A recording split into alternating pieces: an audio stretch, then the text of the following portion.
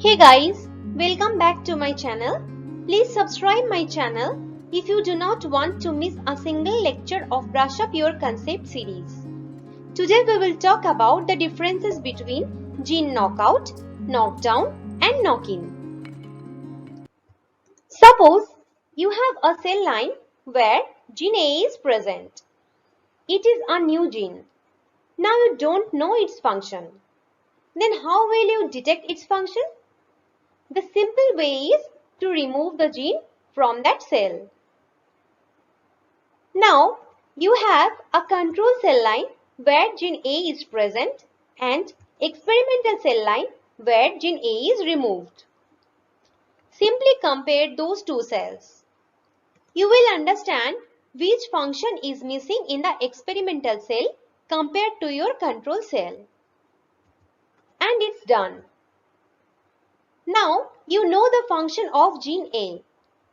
So it is required to remove genes sometimes.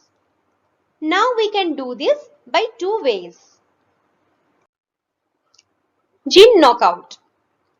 It is a technique where we completely remove the gene so that the gene could not be transcribed into mRNA. Therefore, protein formation or translational machinery is completely inhibited in this case.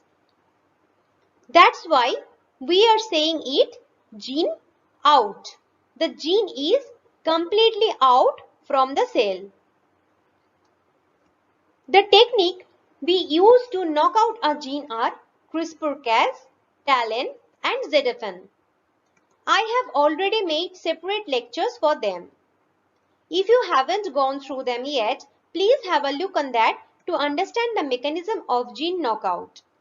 Links are provided in the description box. Gene knockdown. It is a technique where we reduce the expression of a particular gene. In this case, you are not removing the gene. Here, gene is transcribed into mRNA.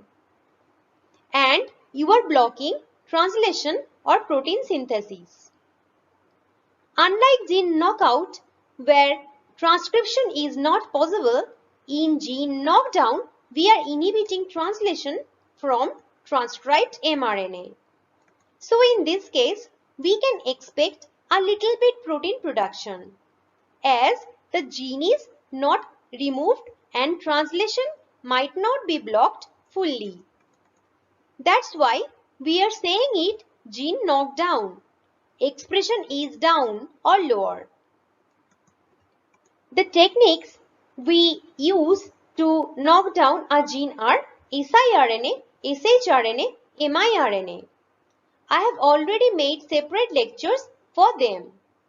If you haven't gone through them yet, please have a look on that to understand the mechanism of gene knockdown. Links are provided in the description box. So I think you are confused, thinking that why do we knock down a gene when knocking out is more authentic? Yes, you are right. Actually, knocking out a gene requires more expertise, time and money. Designing a CRISPR or ZFN or TALEN construct is not very easy.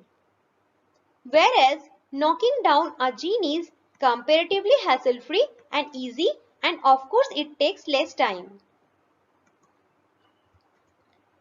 So what is gene knock-in? It is just opposite of gene knockout. You can insert a gene in the DNA. Suppose gene B is responsible for a disease when it is mutated.